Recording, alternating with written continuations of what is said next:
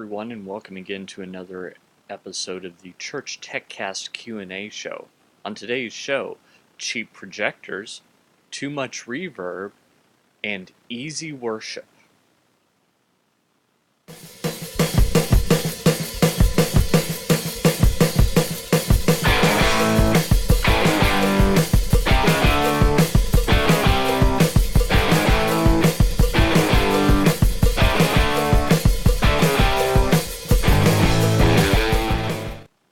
Hi everyone, and welcome again to another episode of the ChurchTechCast.com Q&A show. My name is Paul Allen Clifford, and I'm, of course, your host today.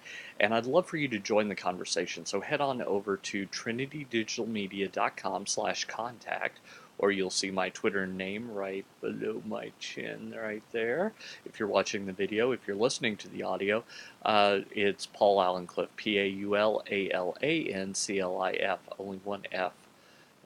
Cliff there, trying to save some letters on the Twitter name so that when you send me questions, you have the maximum amount there.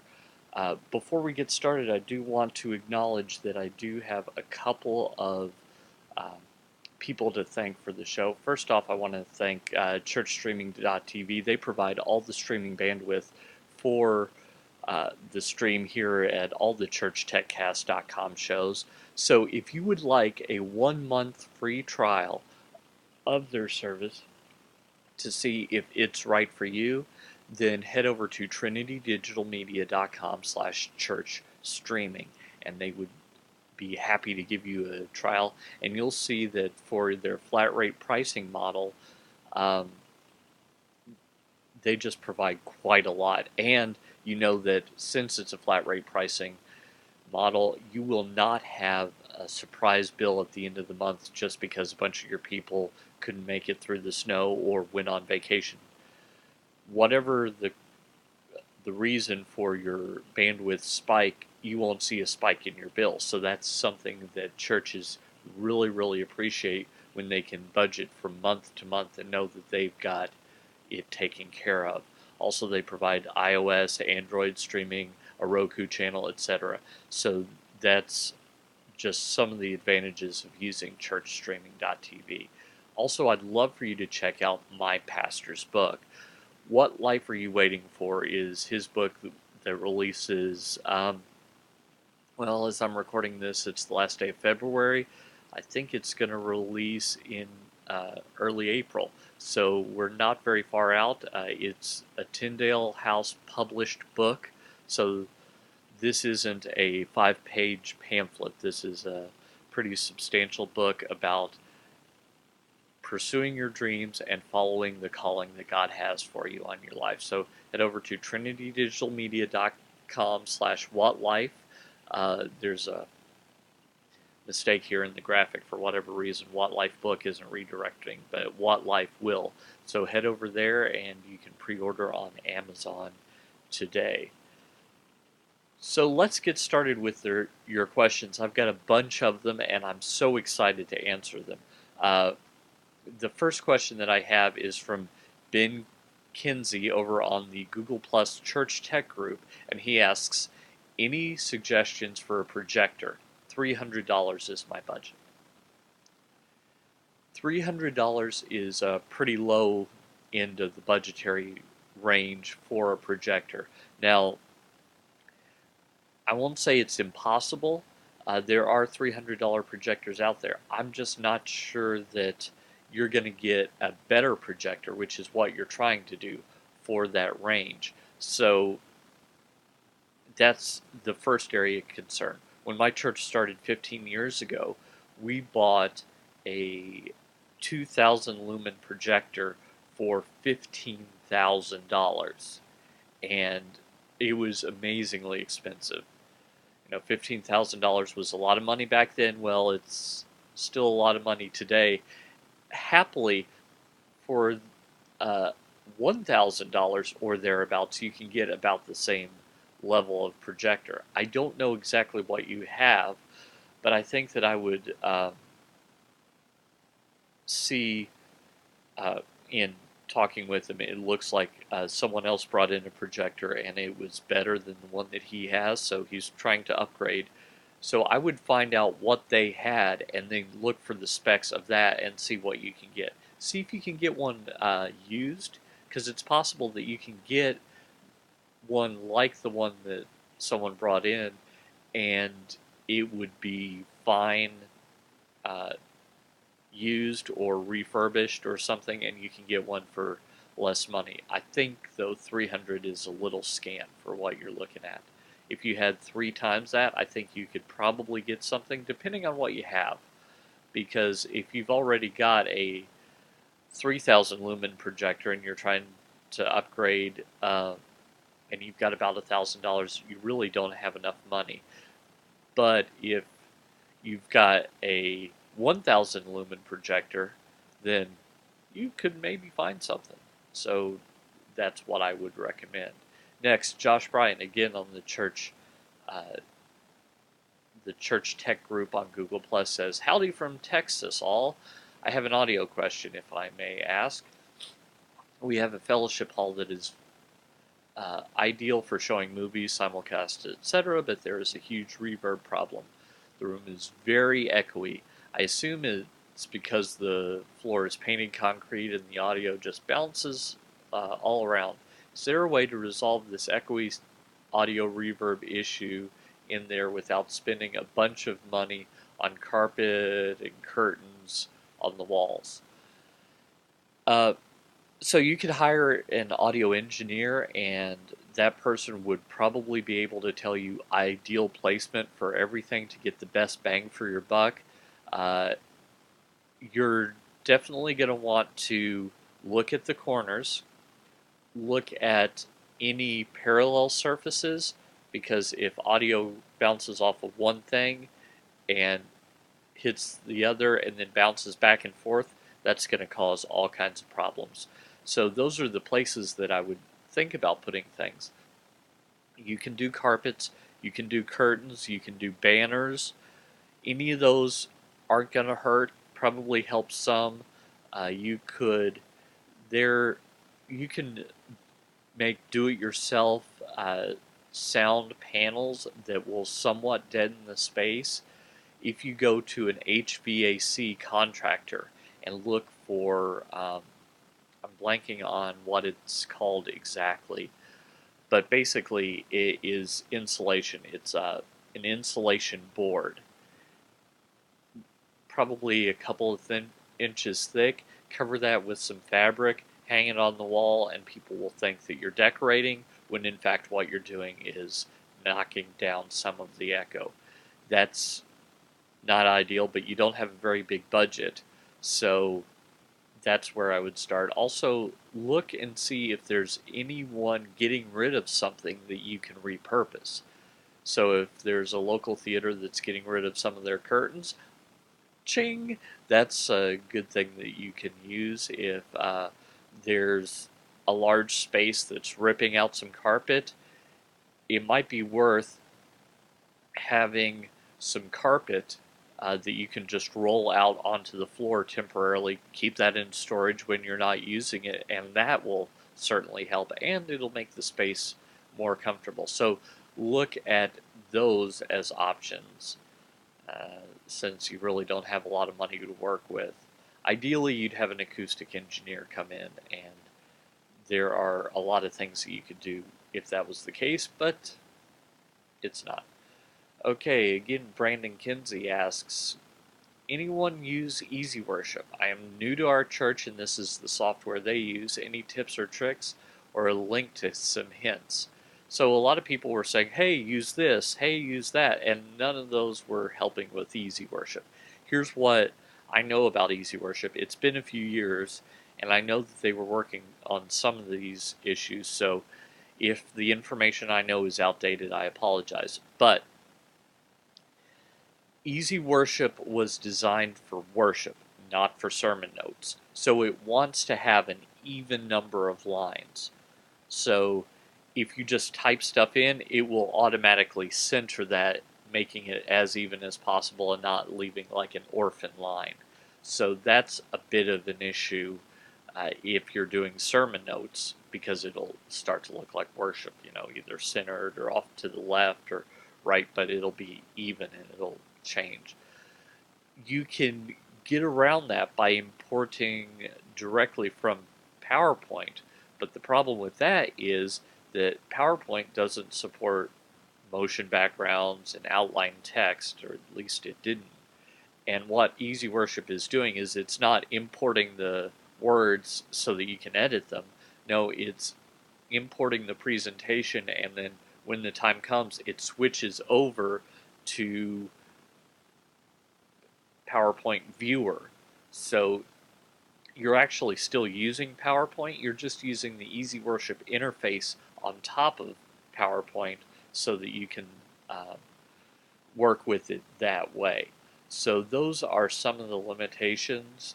It does do text over video, it does do outline text, Easy Worship I mean. It also has a better interface for someone who's running a presentation than PowerPoint does. So I would absolutely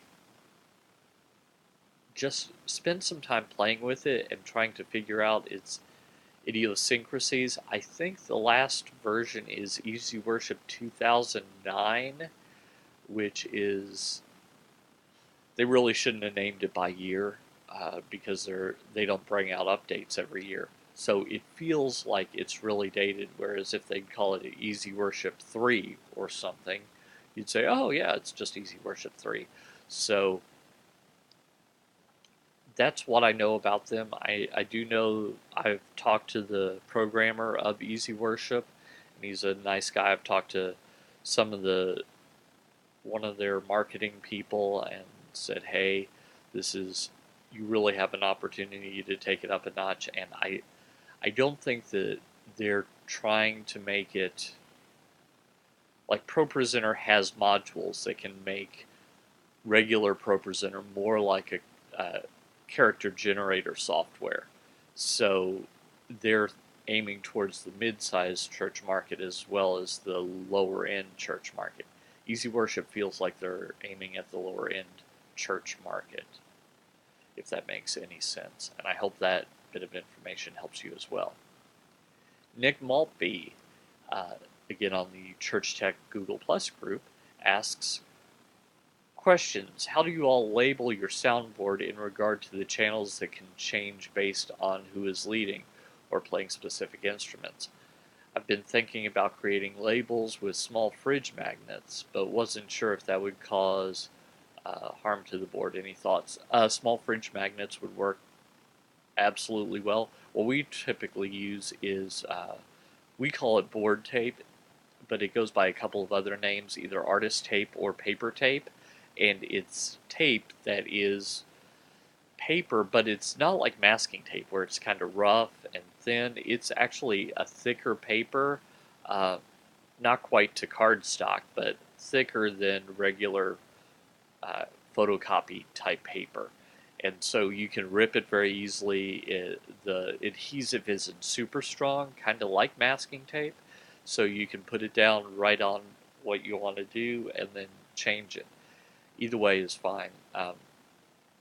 We don't use magnets because our personnel change quite a lot. We've got several teams, is what I mean, and occasionally someone new will cycle in, and so that's probably not as good. Now, you can do it by instrument if that helps. If you wanted to have, like worship leader 1, worship leader 2, background vocal 1, background vocal 2, lead guitar, acoustic guitar, bass guitar, drums, those kinds of things, that might be a more permanent solution for you instead of names. But names might be more the way that you work. It just really matters how your mind is set up. So Andrew Birchfield says, researching new HD cameras for iMag/livestream. What's the buzz? Anyone have good suggestions? It really depends on your budget. I think The ones we use at church are Panasonic ones. They're Panasonic ENG style cameras, and they work really well, but they're more high end than a lot of churches are able to spend money on. So that's the downside of them. I think I'd absolutely make sure that you can get a zoom and focus control on the handles, because there's nothing worse than having to stand up and reach forward and turn the lens to get what you want, when you can just stand there and as you're panning, as you're tilting, as you're zooming, you can focus, etc. So I would absolutely recommend that piece of the puzzle. When it comes to a switcher, again, it depends on your budget. Someone recommended Wirecast, and there is a little latency in my Wirecast setup, at least. So you'll notice I'm not wearing headphones. I would prefer to wear headphones just to monitor my sound, and it has bit me before, but there's just enough latency that it's very distracting. So I hear myself like half a second later. So that might be causing you some problems for the iMag side of things. For the live stream, not a problem at all. I know Blackmagic's ATEM television studio is generally a pretty good setup for that, and I don't know why I cannot keep in my mind what the name of the system is that used to be Video Toaster. But it's what they use at This Week in Tech, and a lot of churches use it. It's actually built on a computer, so I don't like it as much as a dedicated hardware kind of system, but it does record and it does stream. So that's something that you could look at as well. And if I happen to remember it during the show, I'll pop it back up. Okay, over on churchmedia.net,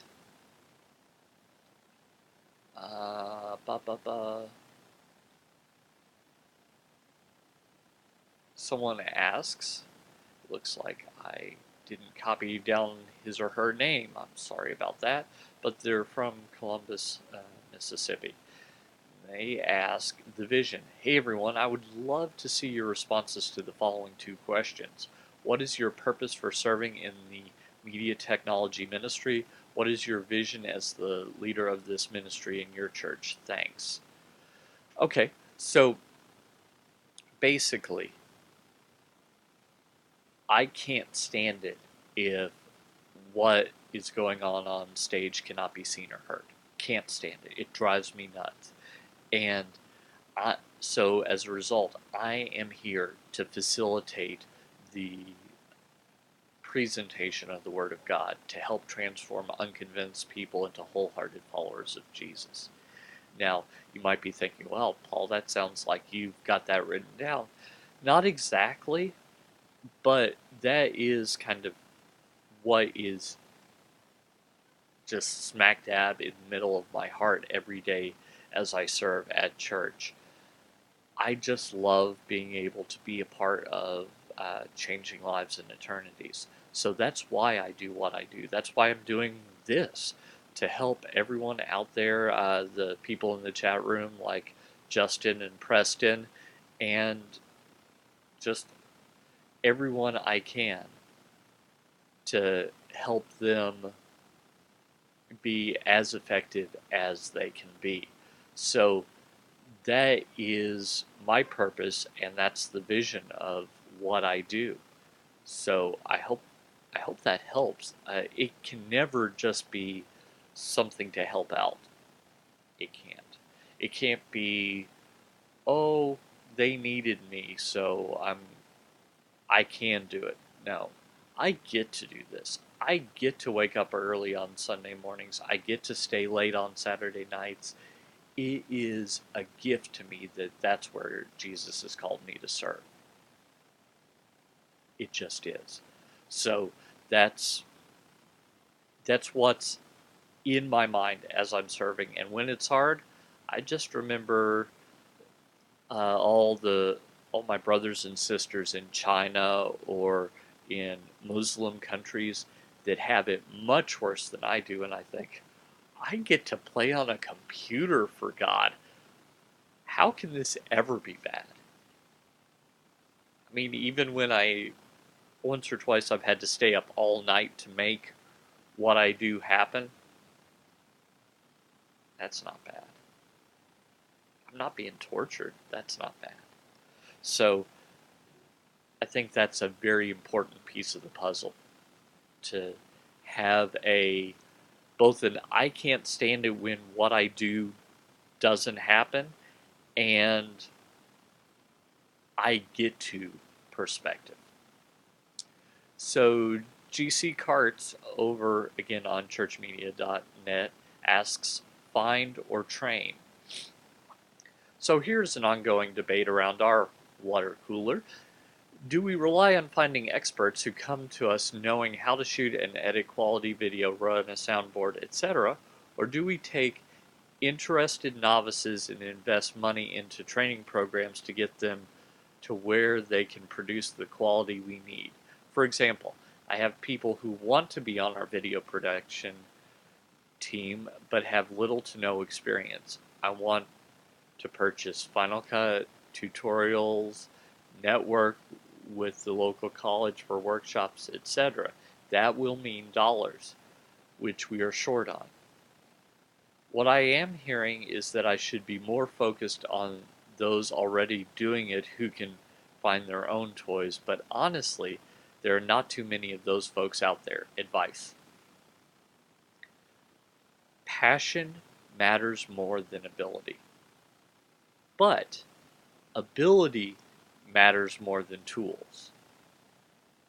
So, what I mean by all that is, if you take someone who's really interested but doesn't yet know how to do everything, if you pour into them, they will learn how to do it and they'll be really interested. So you get both. If you take someone who's done it for 20 years and really could care less, they couldn't care less is what I mean. They just show up because they can, but really they don't want to be there. You can't train that.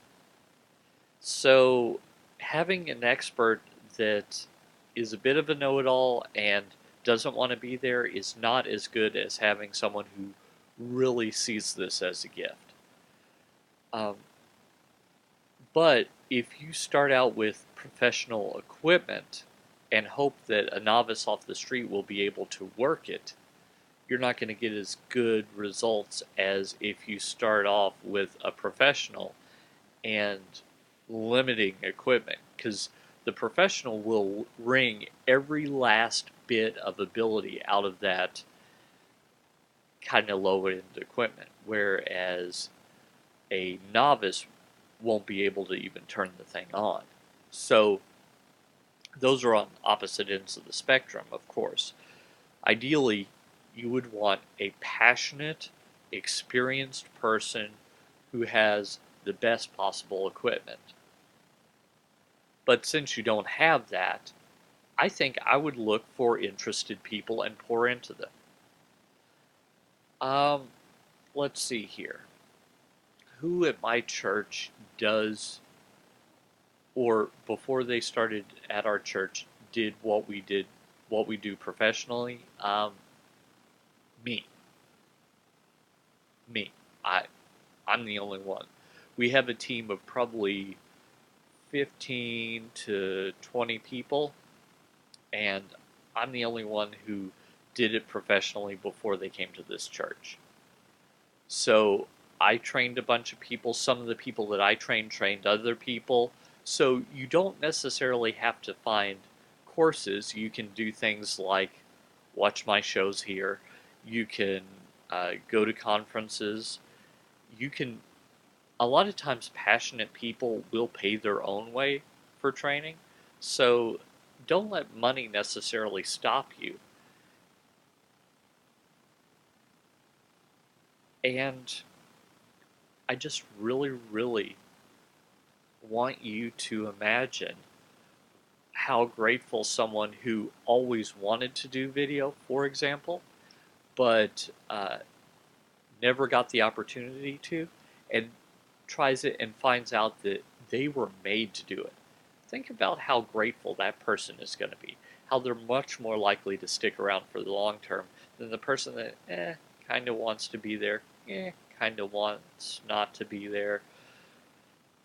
Do you see the advantage? So I think I would definitely pour into whoever is interested. Will they all stay forever? No. Will a lot of them stay and get to the point where they're professional quality? Yep. So I think that's what I would do. We have a guy right now who, as soon as I have enough money in this company, in this ministry that I'm doing, I would hire him to be my camera guy. I would. Do you know what he does for a living? Landscaping. He does landscaping, but he has a great eye for camera work. So I would hire him to do this. Absolutely, without hesitation, I would hire him to do this. And that's what you want to do. You want to find people and train them up so that they are professional quality. Don't wait for professionals to show up. And by the way, once you have a certain level of quality, that will attract professionals. So when I showed up at our church, it was about a year after we started, and there were a couple of people that had video backgrounds. Now they left right after, not long after I got there, but their work attracted me. And then I stayed, and my work attracted others. Do you see how that works? So good quality attracts more good quality. But start with what you've got, absolutely. Mix and match. Try and be about training up the next generation. There's probably a bunch of teens that would love to do it, and you can build into them.